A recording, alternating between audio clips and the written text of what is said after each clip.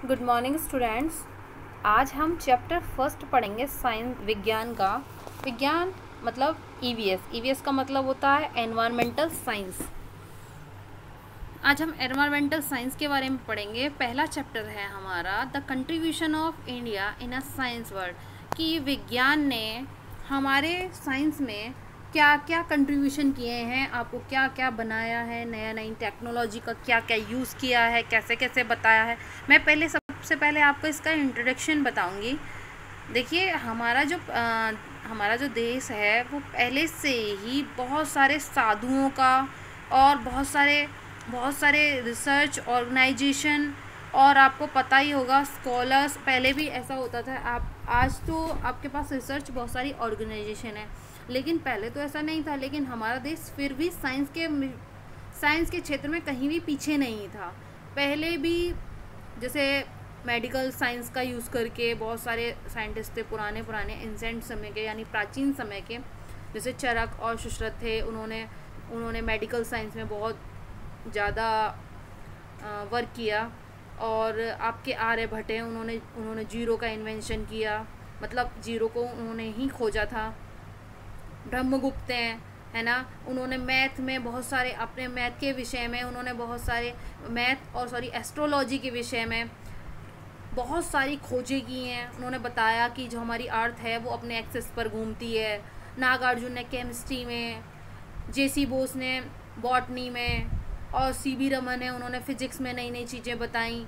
उन्होंने बहुत सारी खोजें की। उन्होंने बताया सब लोगों ने मिलके कि हमारा जो देश है वो कभी भी किसी भी देश से कम नहीं है। वहाँ यहाँ पे जो साइंटिस्ट हैं वो किसी भी साइंटिस्ट से कम नहीं है, और एक नई नई खोजें कर रहे हैं। नई नई खोज करके आप लोगों को छोटी सी, मतलब पहले आपने देखा होगा कि पहले के लोग जो होते थे वो बेचारे पैदल कई दिनों में कई जगह पहुँचे। आज के समय में आप कुछ ही समय में कहीं भी पहुँच सकते हैं। आपको अगर कोई सामान भेजना है तो आप कुछ ही समय में उस सामान को भी एक जगह से दूसरी जगह भेज सकते हो।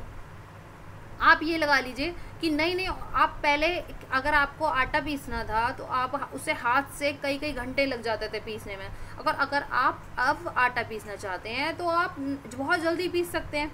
ऐसी नई इन्वेंशन हो रही है, और भी बहुत सारी ऐसी इन्वेंशन है। आप देखिए, आप अपने घरों में देखते होंगे, पहले के ज़माने में लोग पैदल चलते थे, पैदल चल के एक जगह से दूसरी जगह जाते थे। लेकिन आजकल तो अगर आपको एयरवे से जाना है तो आप किसी भी एरोप्लेन वगैरह का यूज़ कर सकते हैं। अगर आप पानी के थ्रू जाना चाहते हैं तो आप शिप का यूज़ कर सकते हैं, बोट का यूज़ कर सकते हैं, और बड़ी बड़ी शिप्स चल रही हैं। और ये लगा लीजिए कि नई इन्वेंशन पर डे हो रही है।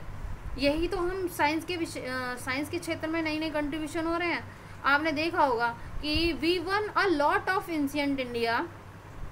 आपने देखा होगा कि नई टेक्निक का यूज़ करके, नई चीज़ों का यूज़ करके आप बहुत तरीके की नई डिस्कवरी हो रही हैं। आपने देखा होगा एल्बर्ट आइंस्टीन के बारे में तो सभी जानते हैं, मुझे बताने की ज़रूरत तो नहीं है कि एल्बर्ट आइंस्टीन कौन थे, है ना। उन्होंने नई डिस्कवरी की, ठीक।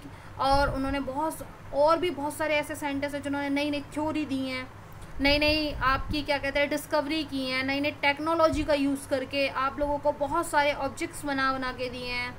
यही सब हमारे साइंस का कंट्रीब्यूशन है जो आपको किया गया है, आपके फ्यूचर को ब्राइट करने के लिए।